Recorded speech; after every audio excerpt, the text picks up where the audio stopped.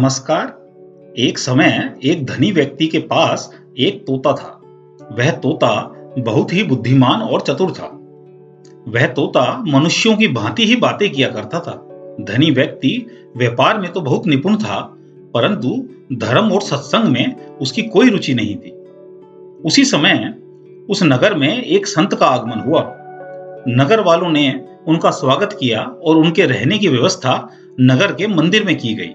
वह संत प्रतिदिन भगवान के भजन कीर्तन के साथ साथ सत्संग भी किया करते थे, जिससे उस नगर के सभी लोग बहुत प्रभावित हो रहे थे और उन्हें अपनी सभी समस्याओं के हल भी संत के सत्संग से मिल रहे थे। कोई भी व्यक्ति किसी भी समस्या के विषय में संत से प्रश्न पूछ सकता था और संत शास्त्रों के अनुसार उस प्रश्न का उत्तर उस व्यक्ति को बताया करते थे, जिससे उन संत की प्रसिद्धि धीरे धीरे बहुत बढ़ रही थी। वह धनी व्यक्ति भी एक दिन संत के सत्संग में पहुंचा।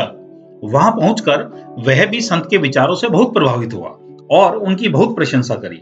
उसने अपने व्यापार के विषय में कुछ प्रश्न भी संत से पूछे, जिनके शास्त्रों के अनुसार उत्तर संत ने दे दिए।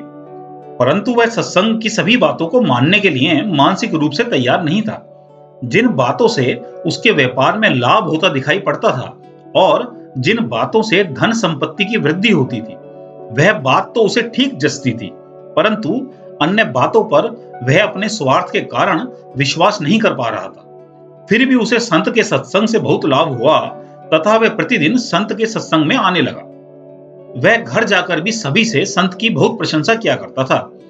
एक दिन जब वह सत्संग के लिए जा रहा था तो उसके तोते ने कहा कि आप रोज सत्संग में जाते हैं और वहां जो संत आए हुए हैं उनसे सभी प्रश्न पूछते हैं और उनका हल उन्हें मिल जाता है। क्या आप मेरा भी एक प्रश्न संत से पूछ सकते हैं? धनी व्यक्ति ने कहा, बताओ तुम्हें क्या प्रश्न पूछना है, मैं संत से पूछ लूंगा। तो तोते ने कहा कि संत से पूछना कि मुझे इस कैद से कब स्वतंत्रता मिलेगी। सत्संग में जाकर उस व्यक्ति ने संत से कहा कि महाराज, मैंने एक तोता पाला हुआ है।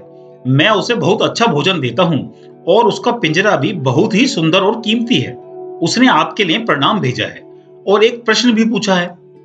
तोते ने पूछा है कि उसे इस कैद से स्वतंत्रता कब मिलेगी। संत ने ध्यानपूर्वक धनी व्यक्ति का प्रश्न सुना और प्रश्न को सुनते ही वह मूर्छित होकर एक ओर गिर गए।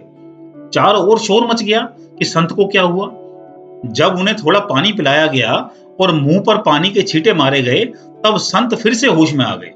उस व्यक्ति ने घर आकर अपने तोते को सारी बात बताई कि तुम्हारा प्रश्न पूछते ही संत तो मूर्छित होकर गिर गए और सभी लोगों ने मुझसे पूछा कि तुमने ऐसा क्या पूछ लिया जिससे संत मूर्छित होकर गिर गए। तोते ने कहा कि आप उनका संदेश नहीं समझ सके, परंतु उन्होंने मुझे जो संदेश दिया है मैं समझ गया हूं। अगले दिन जब वह व्यक्ति सत्संग जाने लगा, तब उसने देखा उसका तोता बिना हिले डुले पड़ा है। उसने देखा तो उसे लगा कि तोता मर चुका है। उसने उसे पिंजरे से निकाला और बाहर फेंक दिया।